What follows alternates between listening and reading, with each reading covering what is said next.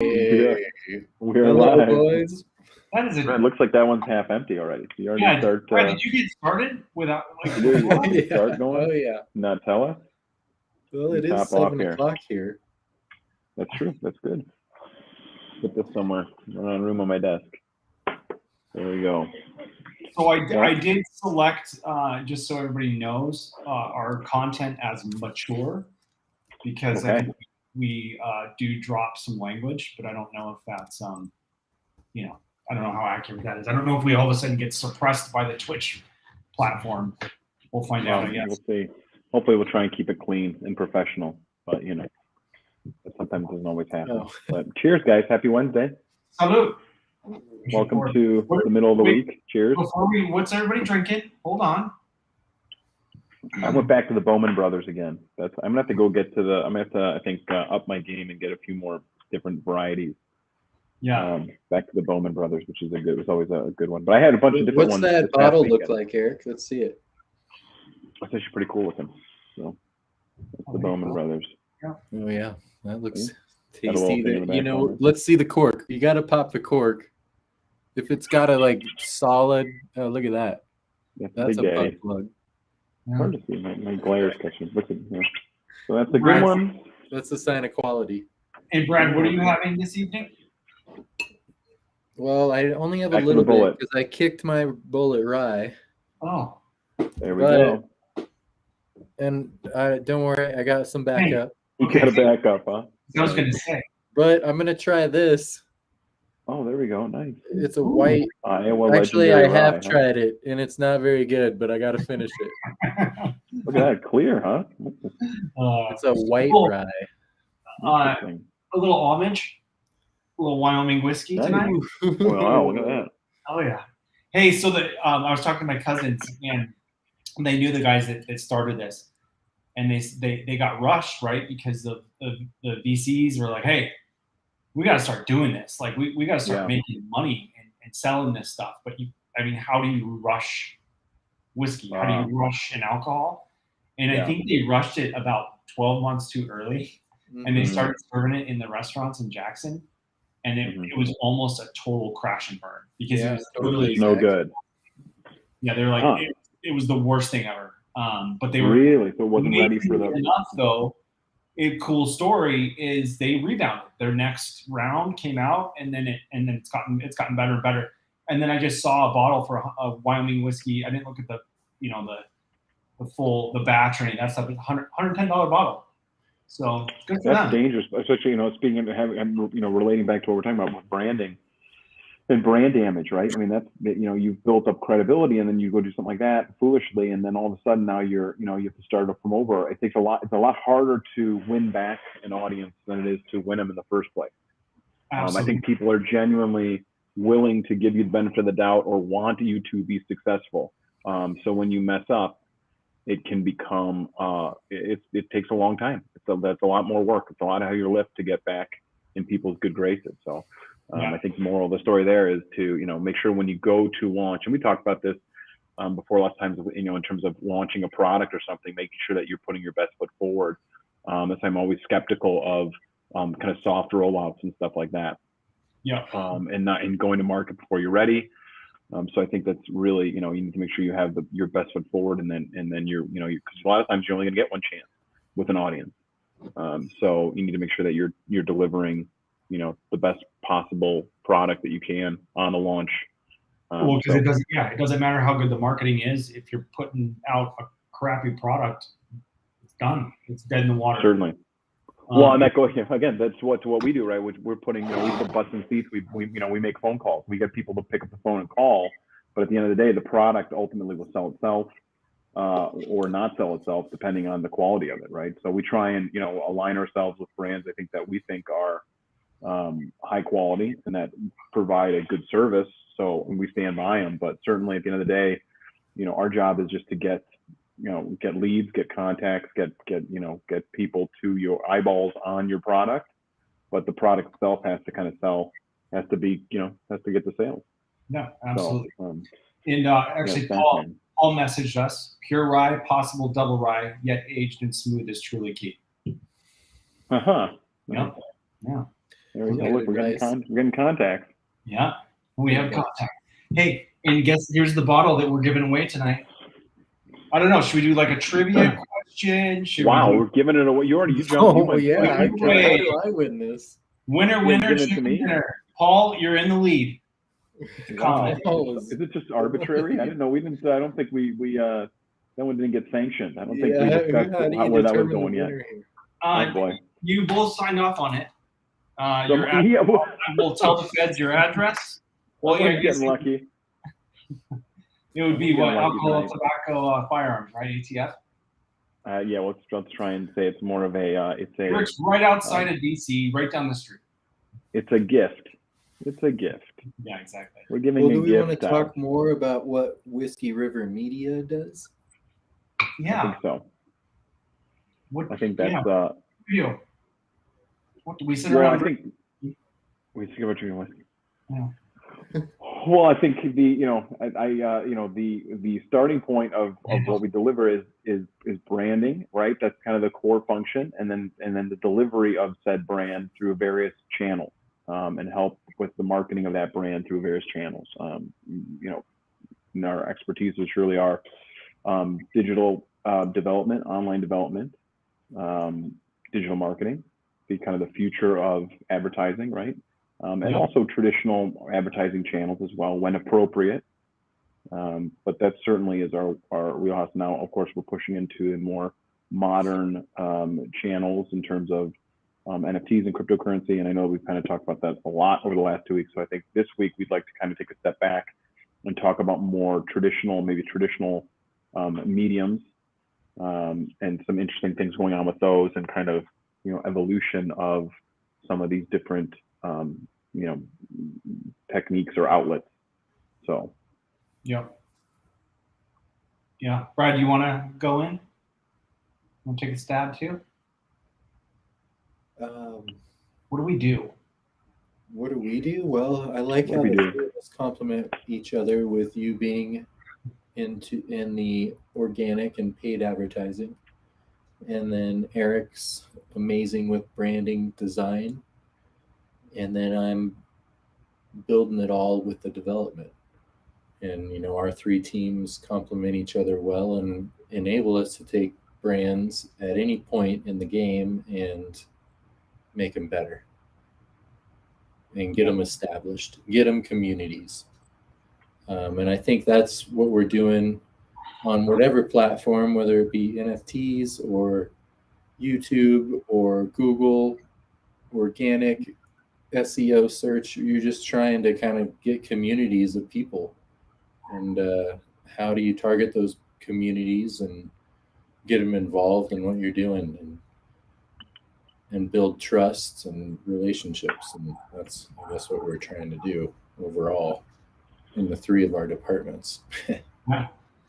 Well, and I look back and I go, we've been, obviously all of us are what I would consider senior level digital marketers, branding, right? We're all for the most part executive, right? I mean, I think you get anything above 10 years, you know what you're doing, right? If you can make a living at it for 10 years. Eric, you've been in it for 20 plus years.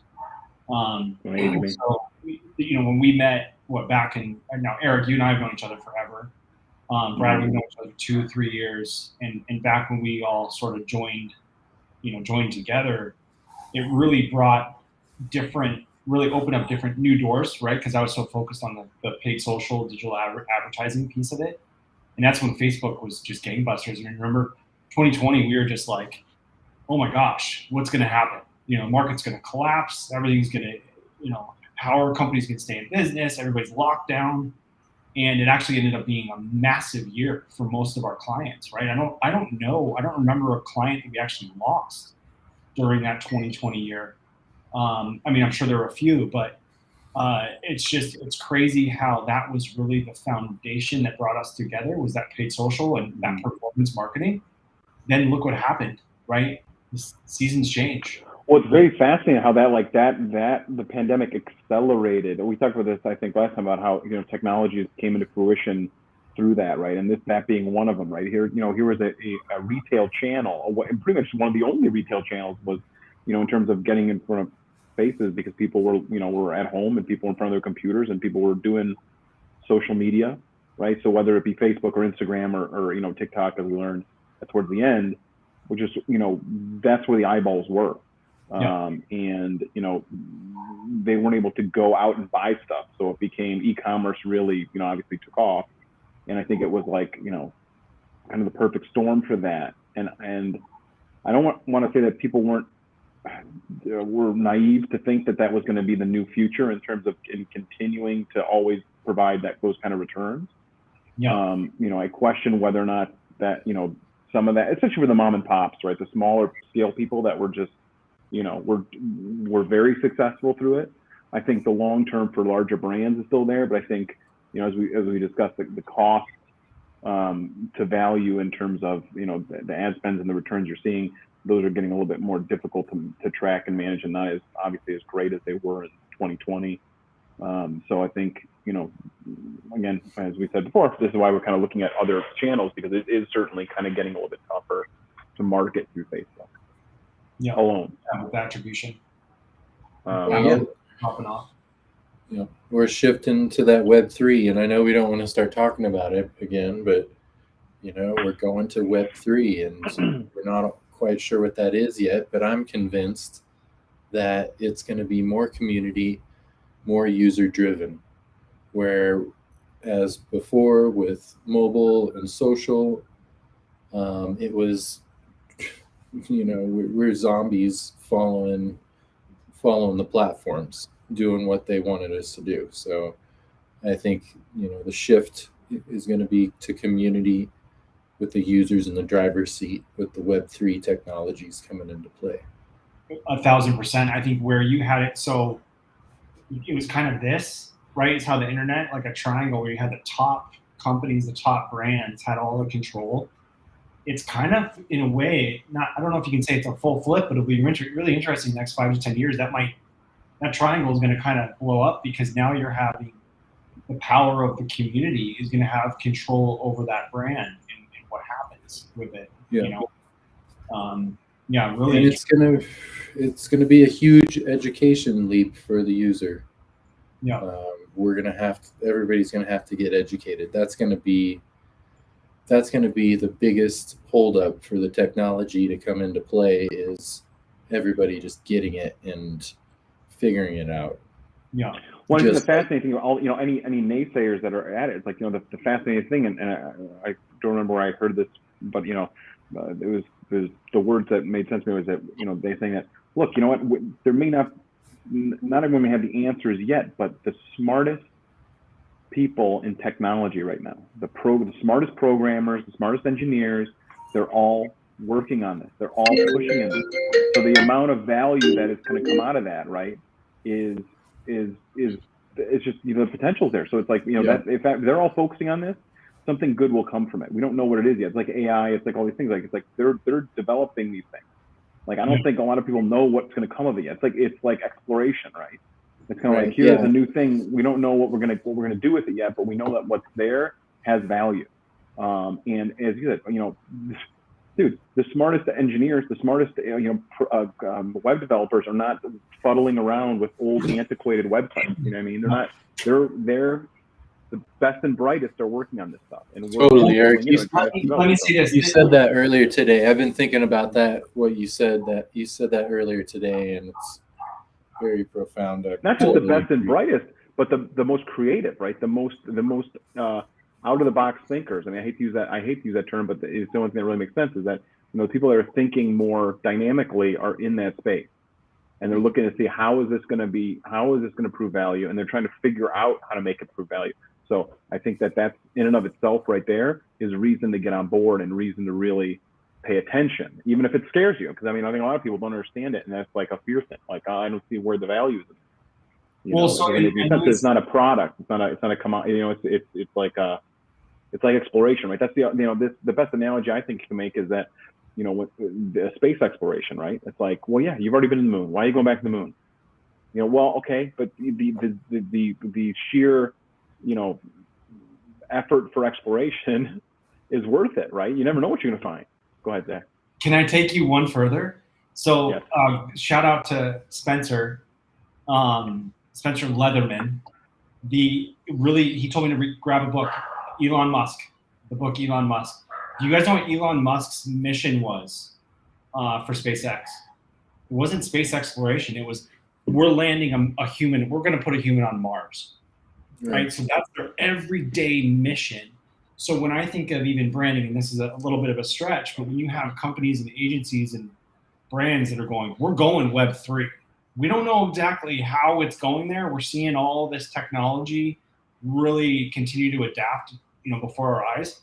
We don't know how this is going to happen, but we're going Web3 because of all of the upside that it's showing, right? So yeah, very, very. It's funny you said that, Eric, because that just reminded me of that Elon Musk book. Really good stuff. Randall, also, back to the 2020, he made a comment which we didn't see here, but yeah, he said really 2020 also, and I agree, is everybody had to, the brick and mortar customers had to figure out how to bring their products to customers at home, right? And a company we think of as GMG, they had all of these dealer locations set up, and they had to figure out, how do we, when people can't come and go into a store to get a grill, what do we do?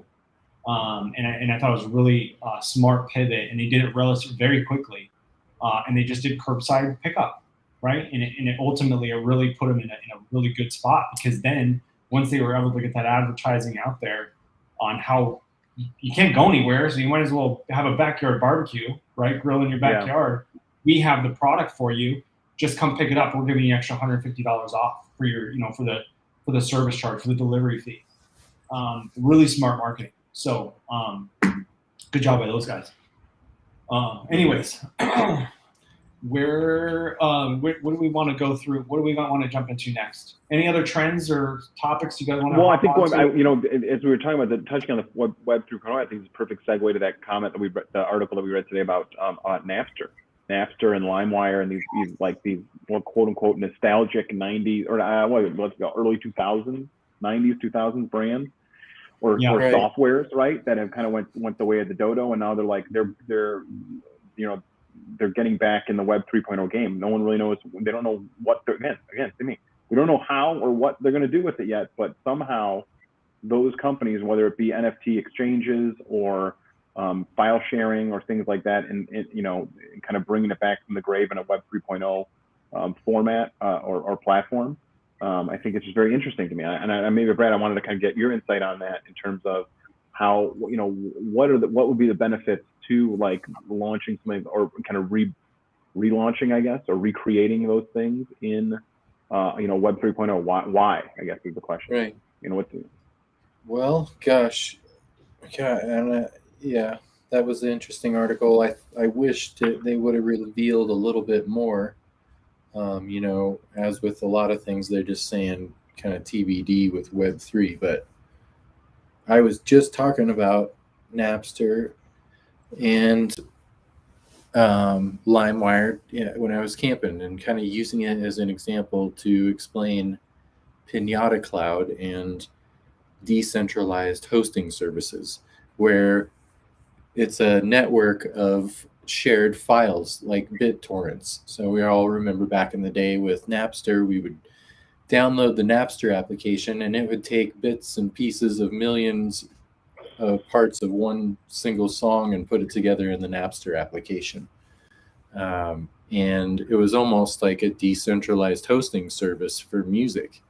And that's kind of how they got away with that. But you needed their interface to interact with that system, right? With that network. And so I think that they've already kind of have that environment or that world established to some extent, to where now it's like, okay, let's revisit that, because there's already services like Pinata Cloud that are providing these decentralized hosting services. But it made me think about maybe some kind of new browser that might be coming out, because again, Google Chrome and Safari and all of these other free browsers that we're using to view information, are just grabbing information and using us as users. So I would like to see LimeWire or Napster create some kind of new browser that has no tracking and gives it all back to the user, where their users are in the driver's seat when they're looking at all these decentralized apps and websites, and maybe even browsing metaverses through these whole new tools. So it'll be interesting to see what they do. But I think they've already kind of put their foot in the door with the family file sharing kind of BitTorrent world. So do you see it as like as just like a kind of a new browsing kind of model? I mean, how is Web 3.0? Will that still be searchable through Google search engines, things like that, or is that a completely different kind of system structure? Well, we're seeing stuff like Web3 with digital wallet connections, connecting it to kind of your cryptocurrencies and those sort of integrations that are in the kind of Web 2 world. But I feel like it's all going to kind of go off of this current network, or it could at least, and make it that much more exclusive of an experience. Yeah. And yeah, then maybe it will require a whole new application besides what the current internet browsers are. And maybe that's what we need to be working on. Well, I just it's interesting, that obviously that since Google kind of owns the land for search in Web 2.0, so to speak, and if they'll have continued reach into Web 3.0 websites, right? Or if their search and their analytics are limited on the sites built within the parameters of Web 3.0, right? Or is it something, meaning does something new have to be created to is there a opportunity for someone to kind of usurp them in search? Or is that, I mean, pretty much we talking that's just never going to happen. I mean, but clearly we know that Facebook's doubling down in the metaverse as a way to kind of do an end around and get past Google and kind of stake their claim there and kind of become the big dogs there. And what if there's a browser or something that allows you to search data or places or locate or whatever, ubiquitous kind of search system within the metaverse, right? We say, hey, like almost like a combination of maps meets data or meets whatever, because ultimately it's land, right? So I mean, or in the metaverse, right? So how you got to navigate your way around there, right? Whether it be just maybe there's some sort of tool there or something. I don't know. Yeah. I mean, there's going to be a lot of opportunity for that's an interesting comment that that's an interesting comment that V Randall put there about that there's the older generation is familiar with Napster and LimeWire, and it might be a way to pull them into into the new technologies, and I think that that's the point. I think the reality is there was brand value there, right? And it's a nostalgic brand. Like people don't see it as like being a shady kind of thing, and ultimately it's like it's really leveraging that brand value and creating something new with it. And I think that's kind of probably what they're hoping to do there. Yeah, totally, absolutely. That's very interesting. Interesting. Well, that might segue up perfectly into. Good job, Randall. Good job, buddy. Yeah, so that could segue. He's really working hard for that bottle of whiskey. He is, and here it is. You got to earn that shit.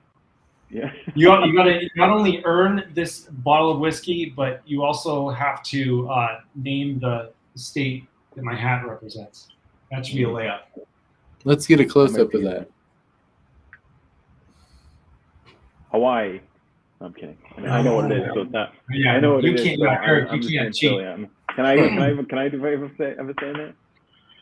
Interesting. Well, speaking of branding, in terms of the Napster and LimeWire thing, I think that we've also learned some interesting things today in terms of, kind of weird happenings with the branding and stuff like that. That believe it or not, Marvel had just bought the legacy rights to Stan Lee and Yes. his likeness, right, and all of his, and I think all of his content that he's produced in terms of any kind of video footage or audio footage, the ability to recreate his voice, which, by the way, segues me to another thing, which I was reading an article about how Val Kilmer, for Maverick and for I think his documentary on Amazon, they created an AI voice for him. So they were able to recreate his voice because he speaks with a device. So I thought it was very fascinating so in essence, by them buying the rights to Stan Lee, he can appear in movies, he can appear in, they can use his digitized voice, they can use his signature, his endorsements, action figures, this, that, and the other, all that stuff, and they find, in perpetuity, really. So it's kind of a way to like leverage, I think, and kind of more IP, right? And it's just fascinating that that we're at the point in life where that even in posthumously you can actually still make tons of money. I mean, we've had obviously with royalties and things like that in terms of the estates of different artists and stuff. But the first time when we're actually in a situation where now you can almost, we had talked about this, and I said the collective, we had talked about what happens, can you reproduce a dead person on film, right? And then at what point is, how does that relate to kind of the overall, idea of rights and that kind of thing, right? And what you can do with it, right? But ultimately, I guess if you buy that, what can you make them do? Is what I'm saying. It's like if you're the steward of that brand or that IP, maybe you're not going to turn Stan Lee into a child molester or something like that. I mean, it doesn't make but technically, I guess unless there was some sort of legal documentation or limitations, you could if you own them, right? I mean, that's kind of the weirdness of it all, I think, in terms of when we get into this kind of licensing of images and likeness. Yeah. Well, what's interesting also is that there was a big estate that made it so a select. Well, I'll just say it. So Marilyn Monroe, she passed away in California, but her residence was like in New York, right? Mm-hmm. And there was something that had to do with the estate taxes. So they chose. I think they were like, no, she's in. New York is where we want the estate to claim it, right? Because it was like smaller estate taxes, or vice versa, however this goes. And what happened though is that they signed off on that, and then they weren't able to, based on that state, like in California, you're able to reap the benefits of that estate posthumously, right? Forever. Mm-hmm. And versus where they claimed New York, so then the estate actually wasn't able to do that. So that's why you see the Marilyn Monroe images like everywhere, recreated art and all this stuff.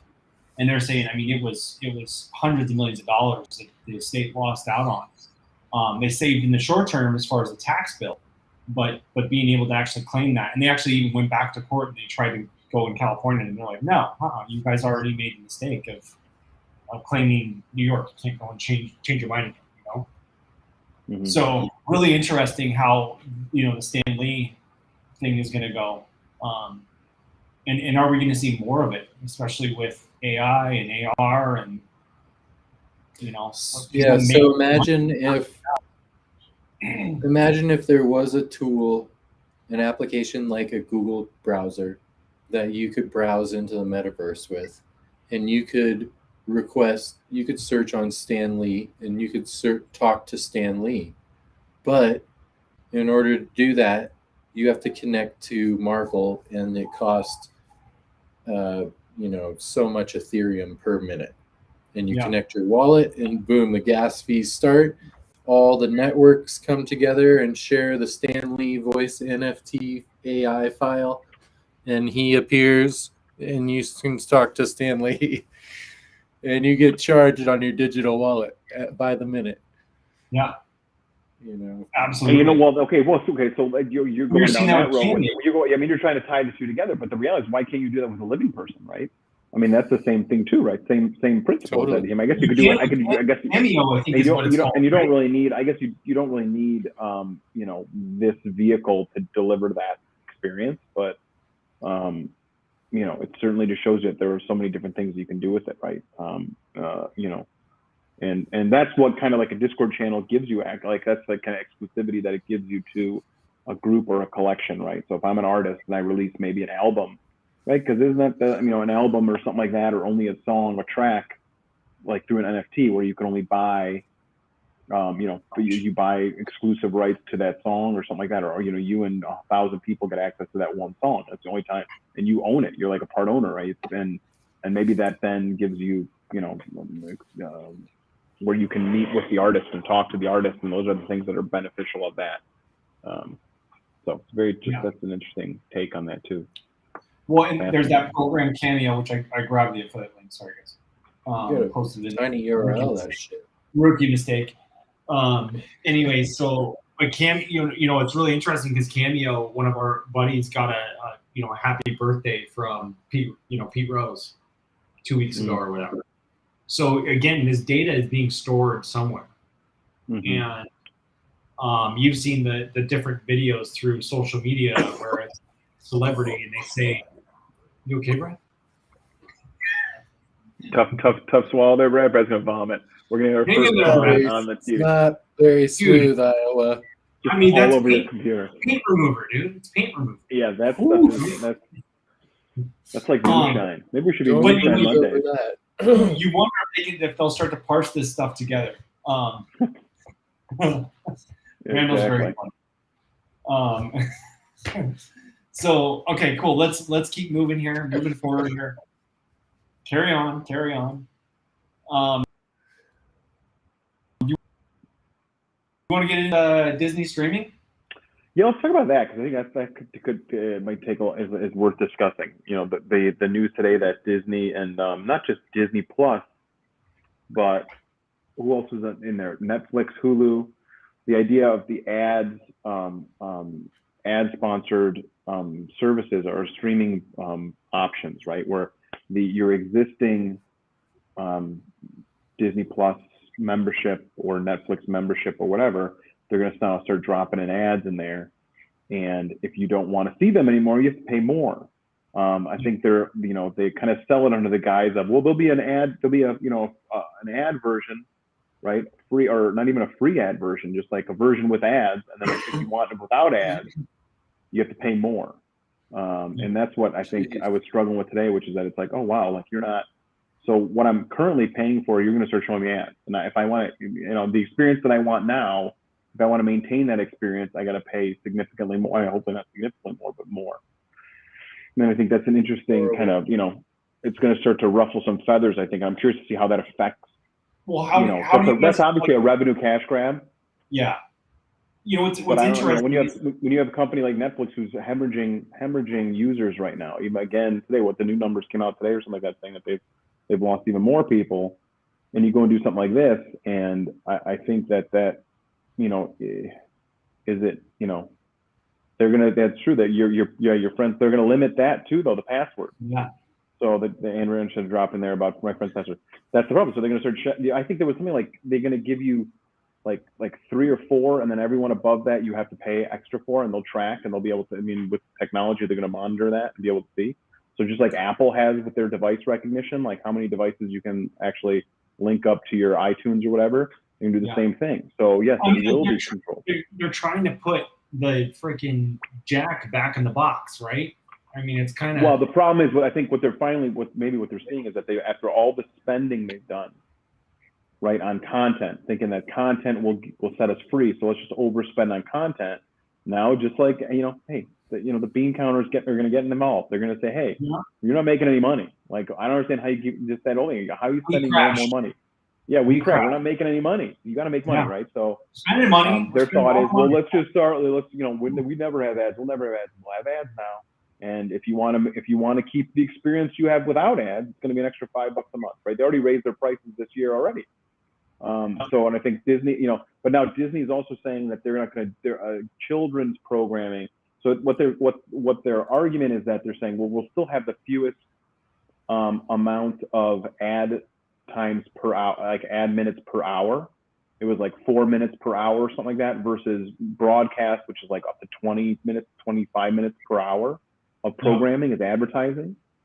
So they're going to try and limit. They want to have the lowest amount. Hulu's got like 7 minutes per hour or something like that for their ad tier, and that they're not going to do it for preschool content. So maybe that's the one way of saying, look, because I mean, geez, think about how pissed off you'd be if you were like like when parents have their kids on their, the kids can't, like, when they're watching, Paw Patrol or something like that, and they're going to be interrupted with ads. Like people would lose their mind. It just breaks that fourth wall, and it's like all of a sudden you're like, oh wait, what? And then they they lose them. So, so let me ask you guys this: I mean, it's $50 to $60 per 1,000 impressions. Would you ever advise a client to test a Netflix ad or a Hulu ad? And if so, what would be the biggest, piece of advice? What products would I send there? Or like what type of products would I send there maybe? I mean, let's just say it's just an e-commerce, I don't know. Maybe it's whiskey. So in defense of it, right? Okay, but I don't know because I think about are you losing eyeballs, right? And I think I would try to sell whiskey on Yellowstone. They drink whiskey. I mean, maybe that's the synergy, right? Is like, but that's like ad theory 101, right? It's like obviously sell to the people that are watching your show, right? Every product's got to be relevant to the channel that you're getting in on. But I think that maybe a streaming service is more likely to have eyeballs watch through the commercials than a traditional broadcast model, because you're like, it's event TV, right? You're sitting down, you're like there, you're invested. You chose out that show, right? You're purposely watching that show. Doesn't make it any less annoying, but well, does that make you angry as a user to know that you're kind of getting a little bit of a bait and switch? Oh yeah. Yes, it pisses me off. What I don't like is that it's like you're not offering a lower tier that option, right? You're not saying we're going to do an ad-based version and we'll charge you half as much as we're charging you right now to get that, right? And let me make the choice. You're saying what you're paying for now for your experience, we're going to start showing you ads. So if you don't like that, you have to pay us more. It's like ransom. Yeah. Like it really. Did anybody think about grandfathering in or having legacy billing if you were a member before X date? Nice. I would imagine that's what they should do, but I don't think I bet you that's a huge audience, though. I bet you that's the bulk of. Why would you let all of your millions and tens of millions of viewers off the hook, right? You're not worried about new people. You're like, you need to generate income. The whole purpose is that you're trying to generate income like immediately. Well, and you're all of a sudden turn your numbers upside down. You're going to bet on the fact you're going to keep producing really good content. It all comes back to that content. I think the only way that I would recommend doing it is if they had a huge budget and they were testing everything else and they had some special thing that took people to a QR code. But again, even with that, you're looking at probably 6 months before you can see something, kind of, because not only is it a whole new behavior change for everybody who's been watching Netflix. Now I'm going to get hit with an ad. But then for me to actually to kind of build the trust, like that's all now behind me. And now I'm used to the advertising, and then now I'm going to have to get comfortable with, who's marketing to me. Well, let me ask you a question. Let's play this a little bit deeper, right? Okay. What if you're the first person to advertise on there? Do you think people hate your brand because of it? Yes, and I want $1 per 1,000 CPMs, like what Randall's currently getting. You know what I mean? Like if I'm the first guy to sell my product, I'm gonna be like, dude, you're the dick who you started showing me ads. I hate you. I'm annoyed, right? Versus does Apple show ads on Netflix, even though Apple has Apple TV? Is that a competitor, or is that? Well, maybe you do. Maybe that's. But the point is, you're going to come across Does Netflix allow the jerk by advertising, right? So maybe you. But you also don't want to, the question is, are you allowing if you don't jump immediately, do you allow other people to get a foothold, right? So that's the kind of the double-edged sword there. And I don't know that they would offer nothing I've read says that they're going to offer an opportunity to skip. But that's not only because I think who knows? We'll have to look into it. We'll have to see what they come up with. I think it's a very challenging thing to sell to your existing clientele, right? Because it's something that they have grown, especially something like Netflix has been on forever, right? So you've grown accustomed to that not being an issue, right? I mean, like there never is ads. So to have ads there now all of a sudden, I remember when I started watching Hulu and they were on there, I was like, what the heck is this? Like, why am I seeing ads? Like, I'm not, no, this is not what I signed up for. Like, I don't, I'm paying for this. I don't want to. It's real similar to what apps do. When a new app comes out, sometimes they'll release it and it's free and people start using it like crazy. And then all of a sudden those cool features, they're under the paid subscription. That was like with Strava, it was free at first and it had new features on every update, lots of updates rolling out every month. And it was really cool to look at your friends' times on their bike routes, and see if you're faster than your buddies. And then all of a sudden one day I went on to look at it and it's like, oh, subscribe to see these. And it's like, what the? Yeah. And I actually got pissed and deleted it.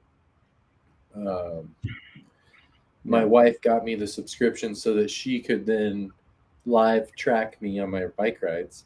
There you go. But, in case you got mauled by a moose or a bear. In case I got hit by a moose, but after I actually just deleted it after my subscription was up, because then I couldn't see my friends' rides anymore. I'm like, fuck this. Yeah. Yeah. So but they're probably successful. They probably turned over a lot of subscriptions when they made that change. Yeah. But that's a little bit different than advertising. Right? Yeah. Well, and again, I think it's hard. It's hard. You're looking for, you're looking for quick money, or at least trying to plug the hole in the boat quickly, and you're not really seeing that. That's really, I think, gonna annoy a lot of people who have just. I mean, in essence, you're. I mean, Hulu does it, right? But Hulu is one of the only ones that I know that Hulu's done it from the beginning, though, right? Yeah, well, but I mean, also in a paid environment. We're Hulu. In a paid environment, I don't know that anyone else has really gotten away with it or have tried it yet. And I think that we've all been so used to. Well, it's like, I'm paying for it. I mean, I guess again, this is the evolution of even cable, right? Back in the day, you used to pay for cable, right? Yeah. Well, and let me say this. This is where our PR lady comes in, right? Because I'm starting to look at this. We're pissed. We're all Netflix subscribers, and we're kind of mad about it. And we're Disney Plus, right? We all have kids. We're kind of mad about it. This is all because why are we mad about it? Well, because we know it's a reaction to their stock prices, right? And their actual. Well, I don't. I mean, you'd like to think that it's a streaming wars issue. Yeah. Disney its announcement is based on we've been specifically focusing on Disney and Disney Plus, right? And they've always been having to try and challenge the incumbent to get market share and that kind of stuff. And I think that, but certainly the bottom line is what's dictating these choices, right? I mean, that's the whole point. But this goes back to this, you brought up We Crashed, right? It's like the idea of burning through capital just to get market share and just to get out there, and then realizing, oh, it's not sustainable. So we'll never sell ads. We'll never sell ads. And guess what? Hey, it's time to start selling ads. Okay. I think that's the idea that's there. So, this is our new one from Matt Lockridge. Should advertising cost less per spot on Netflix versus traditional cable TV because churn is so much higher on streaming versus traditional cable? I don't know. I mean, the question is really, it's you may have more. You may be able to target better, more. You have the luxury of that digital marketing aspect to it, which is. You kind of source out specific demographics and viewers like in a more finite way than you can on broadcast. And I was going back to earlier, which is that I think that you do have a kind of a contained audience, right? Like they're trapped to a certain extent, which is kind of messed up when you think about it, but at the same time, it makes sense, right? Like, hey, I want to watch Ozark, right? Like I'm in it. Like I'm not changing the channel. Like I'm here, I'm sitting down, I have my bowl of popcorn, I'm with the wife or whatever. At the end of the day, I'm watching this. Like You know, the only thing that their only saving grace is if they can get away with a skip feature, right? But I don't know if that really does them any good, and then it's like negates the whole purpose. So then, you know, so I don't know that really would. I don't see that happening. Yeah. Well, and I think it's going to be very interesting how these guys, because again, I see a PR nightmare, a PR, you know, really just a mess coming their way. Or look, or are we reinventing it again, right? Or did this become then like, is it like an arms race, right? Where you say, look, it's just like cable TV, same BS, right? Right. And then all of a sudden it's like, well, the first person to break out and stream was this, because it was like, hey, pay us a flat fee and you get no commercial. DVR. Everybody, no one wants commercials, man. TiVo, right? Well right. So if somebody then a next company comes in and says, hey, you know, but then it's an issue with licensing and stuff like that. So one of them has to be brave enough, or one of them probably will figure it out and say, hey, you know what? We're gonna differentiate ourselves. You guys all go that route. We'll differentiate by not, and we'll see if we get better results because of it. But I would say this. So let's say Brad, Netflix comes to you, board comes to you, and they say, Brad, you're our marketing team. We have to implement. We have to change our prices because we are in the red, and we're in big trouble. We also possibly have a lawsuit with the whole what's his face going on right in New Mexico with the producer that got shot and killed, Baldwin, right? Who knows if they have any life? That was Netflix? I don't know. Maybe that wasn't Netflix. I don't know. Let's just say you're just making stuff up. Like, I don't know. Don't ruin the story for the sake of truth, Eric. Okay. Sorry. Don't punch holes in your story. All right. So, but anyway, so we got a lot of problems, right? Oh, we also have a lot of people that are pushing back on some of the content we've been putting out there, right? So we've got a lot of little fires burning, but we need to start making money. Okay. So, Brad, if we have to start making money, we have to either raise prices or we have to start running ads. What would you say to people? Or what would you say to the board, not to people, to the board of Netflix? Well, that's a 24 hours. There, but, I mean, I would definitely. I gotta. You know, we haven't seen any innovation come out of Netflix in a while, and so I think they could definitely look towards innovation with technology first, and then raise the prices instead of this advertising piece, because like we're saying, that's exactly why you get Netflix, is so you don't have to watch the damn commercials. So yeah, going that route just doesn't seem like the way to go. And like Eric was saying, who's going to come out of it and not give in and then take all the users? That's what's going to happen. Why wouldn't you? Well, let me ask you. You have licensing of content. Why would you offer free? You have licensing of content. Free service, but you don't get Ozark. You don't get The Witcher, which is freaking badass, by the way. There's the thing. Well, listen, stop talking. It's IP. That's the thing. So that's the problem. You can't come out with a new, the hardest part of a new streamer breaking through is that they're not going to have any content. Again, that's the issue. That that's why these new ones, like even Apple TV Plus, they have to generate their own content. Paramount TV, everyone's like, they're all siloed in their own little world, right? So if they all start, yes, sir. If they all agree and like with, then like the Pentaveret and say, hey, let's all start doing ads and you're all screwed. That's one thing, right? But someone's going to probably break through eventually and say, I need to differentiate myself. I need to separate myself from the herd. So I'm not going to do that. And I don't know, the question is, do they charge more? But it was inevitable, I think, at a certain point when you see the amount of money going into production. Now, here's actually an interesting thing that we should think about is, how is cinema and actual theater experience, right, affecting this as well, right? Because really, you're seeing a lack of movies being shown on the big screen, right? And that they're all skewing towards streaming, right? So, is the downfall of one? How are these two things going to play? Those are the things that keep each other at bay, right? For content, for IP. So I guess it's really interesting to see if, does that push people back to the theaters, right? Or does it push them back to cable? Because cost, now you're in a situation where you have cord cutters that left cable because of cost, right? And they were like, look, I don't need all that. I don't need 6 million channels because I don't watch any of that stuff. So I just want to get Netflix, and that's all I need. Well, now I have Netflix, I have Disney Plus, I have Hulu, I have HBO Max, I have Paramount Plus, I have whatever. I don't have CNN Plus anymore because they pulled the plug on that, right? So, but my point is, everybody's got their own silo, and eventually you're saying, well, now I'm paying more than I would have paid just for cable in the first place, right? Or YouTube TV, right?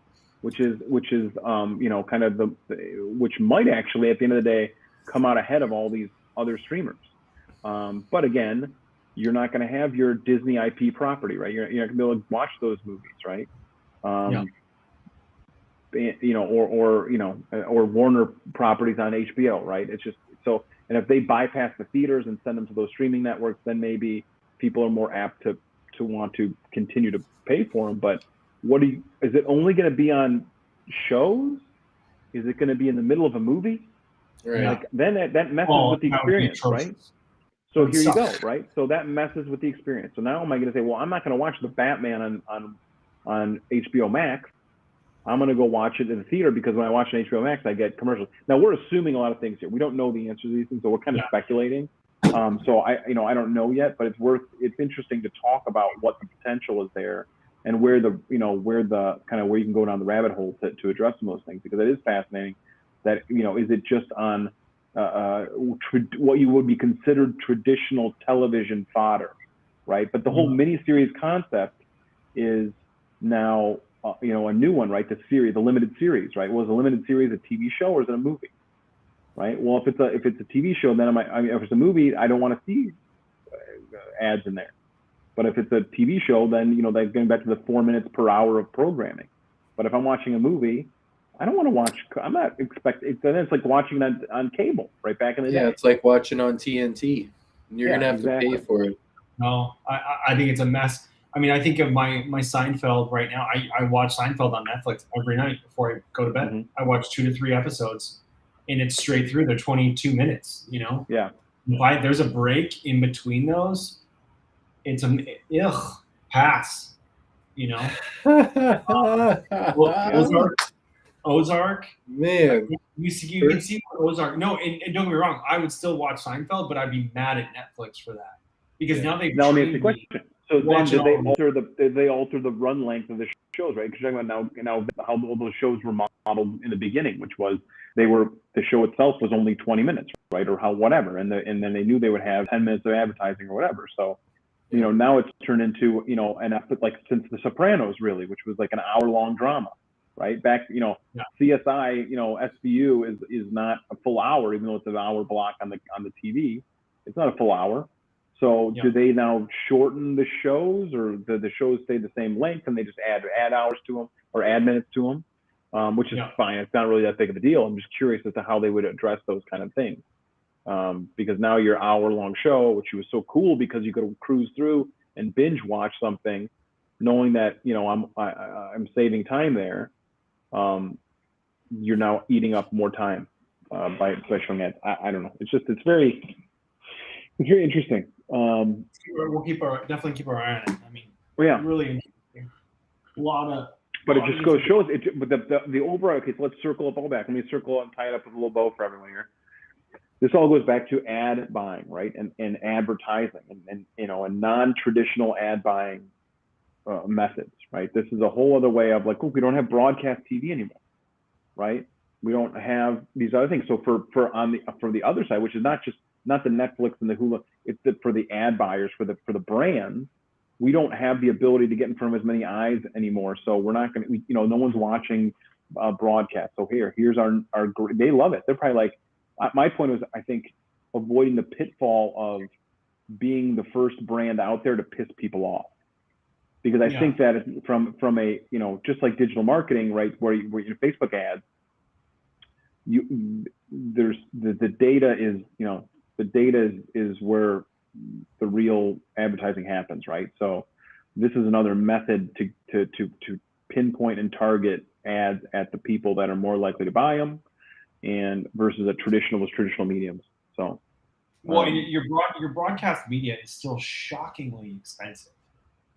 It's crazy how much these big brands will invest into broadcast media. I mean, other than the Super Bowl, which is proven to show an ROI, to throw a commercial during that time. But man, the rest of it, I mean, all they can show you is how many people were watching a show at a certain time, and that's about it. So yeah, like Nielsen ratings and all that good stuff, right? Yeah. It's just not valuable. It's not valuable in the same way that I mean, for the sheer fact that everyone is shifting their eyes, right? And I think Matt just dropped in something here about the idea for Netflix is that do an annual contract for a current service at your current price, and knowing that it's free with no commercials, meaning no commercial free, I should say, to lock you in for the year. And then if you wanted to, with advertising, but you can cancel anytime. I think it's maybe the vice versa of that, Matt, which is that if you want to be able to cancel anytime, you have to pay more, right? Versus locking in. But at the end of the day, it's all dollars and cents, right? So it's going to be, the best way they can kind of take advantage of that. And I just think it's a bit foolish or arrogant, maybe is the word, to assume that people want your product that much, that they're not willing to cut the cord there too. I could pass on Netflix, honestly. Like that would be the first one I would let go. Yeah, I'll tell you the truth, I don't of all my services. Hey, Ozark's over. But yeah, well, but fine. And so yeah, I mean, but I could live without watching it in the first place, and that's the kind of the point I'm trying to make, right? So because they're they have content, but the quality's not there. Versus IP, right? So the last one I would cut would be Disney Plus, and I'll tell you why. Because I'll watch those movies 16 times. You know what I mean? I'll watch those movies 16 times. It's Star Wars, right? It's Star Wars. It's Marvel. It's Disney princesses. It's like these are things that Disney has it right. So I'm really disturbed that they're the first ones, or they're even addressing this, because it's a user experience thing, and right now they're having user experience challenges. So I think that I would cut Disney Plus first. Not that anybody's asking, but because I think I've seen everything. But that's like comfort food, right? Well, and you have 73 kids. For me, I don't care about them. For me, they can watch. I don't care. They can read books. I'm thinking I want to have my Marvel movies. I want my Star Wars. Well, the Marvel's a whole different ballgame. But I already see. I freaking took the bait. I bought all the Marvel movies on Apple, and then Disney Plus. So that's where you're gonna have some people that have done that. Yeah, and I bought a bunch on Apple as well too, which is kind of funny. When I'm like, I can watch that anytime it's there. I'm like, great. But you know what that was? But the logic behind there was not going to the movie theaters. Well, and let me ask you this: so back to Randall had a good question. Does Redbox make a comeback? No, because I don't think anybody's got DVD players anymore. Yeah, I think to be honest, that's the truth. Off of that, do you own the Apple movie, or does Apple own the movie? In other words, if Apple shuts down, which we don't see that happening, it's with the second. Yes, you do, and I'll tell you why. You do, because you can download it to your computer. Can you? Oh yeah, I guess you. Well, I have. You can download Netflix stuff to your computer. Now the question is, who knows if they have malware hidden in there or whatever? But I know that I can download. Because that's what you do. If you wanted to watch a movie off your iTunes on your phone, even you download it to your phone, right? So it's it's a file. So yeah, you could. I mean, but who does that, right? No one does it. But my point is, you could have a server room in your basement that has all these videos. And one of my friends has got like every movie under the sun. And I'm like, I would love to see you. There's somebody out there that does that. That downloads every movie. And then they make like 10 copies of it, and then they go and they put it on a shelf, like perfectly labeled. That that's person. Creepy, but okay, that's creepy. He's out, Eric. But still, I don't. Randall. It's Randall. I don't. Hey, so we're winding down here. We got to go through memes of the week. Memes of the week. Let's do some memes of the week, and let's get away. We're only at 1 minute, but we may go a little over today. But I guess there's no limit, right? It's like we're not like we don't have advertisers. How long do you guys want to go? I'll go to midnight. We'll go all night. I'll go to midnight. It'll get really crazy. It's Whiskey River After Dark. Yes. Yes. How's everybody's whiskey? I saw Brad was doing some. And I froze. He's not on the hula board thing anymore, so I guess that's a good sign. Well, Brad was doing some whiskey cokes. I noticed he would like drink his whiskey and then he had the coke. Mixing it up, right? It's like my chaser whiskey coke, but you have it neat and straight up. Yeah, I like it. That's the only way I can choke down this Iowa rye. All right. This one is kind of weak. Let's see some And memes. can I was just like say the- this? Randall's on the call. Randall is literally the king of memes. And anybody who's on the call, all two of you, if you guys ever find memes, send them our way. I'd love to start sharing them. Randall has amazing memes. We will give you credit. We'll give you credit in the. We will give you chat. credit. We will give you shout outs. This one I like a lot. Hold on. Much anticipating.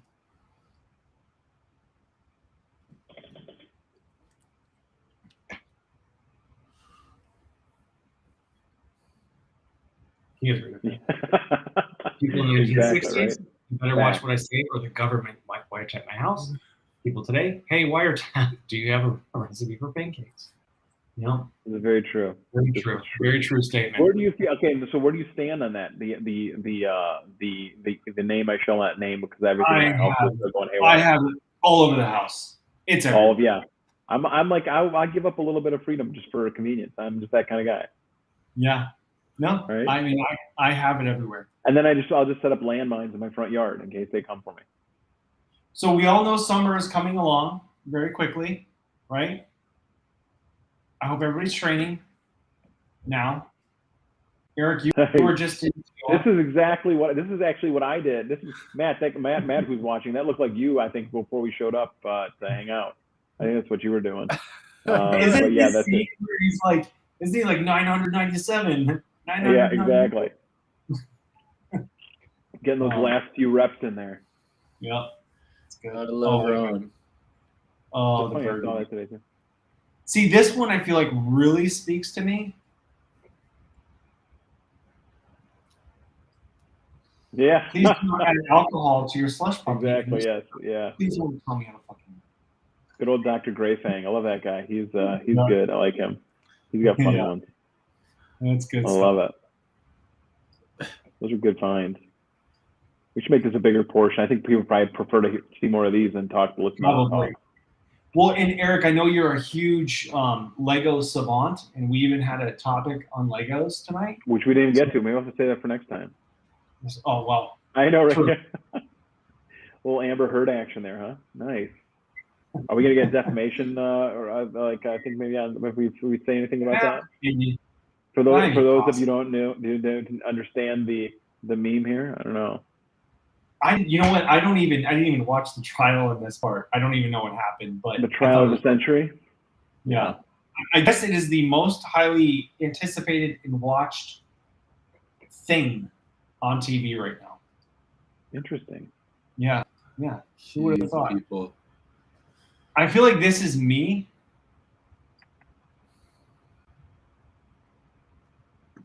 Total crypto market cap down $1 trillion.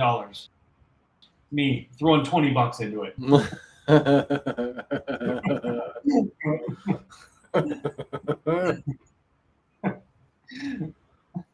Oh man. Yeah, that speaks to me nicely. Yeah, it's been a bit of a dumpster fire the last week, I'd say, right? It's been a mess. And then last but not least, do you guys want a positive quote before the last meme, or just go to the meme? It depends what we need. We should always end on an I'll show you the positive quote real quick. I think it's from Rich Dad Poor Dad. Yeah. Hold on. This is. I mean, it's important to remember this, right? We all got. Oh, jeez, that did nothing for us. Hold on. Why crashes are good. Rich Dad taught his son and me, your profit is made when you buy, not when you sell. Bitcoin is the future of money. That's why I will always back up the truck when the bottom is in. It may be 17,000 or even lower, 11,000. Time to get richer. It's time to take care. So he didn't. That was a few days ago. I think he said that, but it was really kind of interesting. You know, I think people ride those. You know, people ride those that roller coaster ride. Try to remember investing is, I think, it's a long term. And again, we are not investment advisors, financial advisors at any chance, no. But of any type. Sure. This is what I kind of feel like the crypto market is for 2022. Oh gosh. Yeah. Hey, Eric, is this you and Adam and then his Possibly. mat. Yeah, that looks like Mike, actually, more like that. But that's possibly what it would look like. Yeah, that's if I were driving the car, that's what it would be like. Why? Yeah. Yeah, that's no good. Yeah, it's been a tough week, right? I mean, it's hard, and unfortunately, you get it just feeds the naysayers, right? And again, I circling way back to the beginning about the idea that the smartest men in the room are working on this stuff right now. So it's like clearly if they're doing it, there's have faith, right? Or at least know that there's something there. And I'm not saying that people can't be wrong, but like I think that the technology, the root of the technology is where you should be paying attention to, not the ultimate, the vehicles, right? Let's call it. Yeah. So that's, I think, where that's where the value is. So interesting. There's a lot of interesting stuff happening. It's going to be totally all right, boys. Interesting. Keeps us on our toes, that's for sure. Always trying to find a way to sell product for our clients, and here's some of the things that these are the headwinds that we face. And I think that just goes to show you that bottom line again is solid product, honest message, and get in front of the eyes of the people that want to buy your product, and ultimately then I think you'll be successful. But well, definitely our winner tonight is B. Randall from Austin, Texas. B. Randall, huh? So there we go. Good job, Randall. Congratulations. Yeah, good stuff. Until next week. Until next week, and hopefully there'll be more crazy stuff going on in the world to talk about next week. Absolutely. Hopefully we talk about some more Netflix.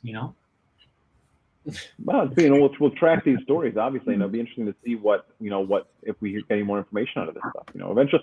Eventually we'll know. That's the one thing I can say is that eventually we'll know what Netflix is going to do, and we'll talk about it then there too. So absolutely good stuff. Well, cheers, guys. Cheers, guys. Yeah. Salut. Salute. Thank you, boys. Tomorrow. Have a good night. Good night.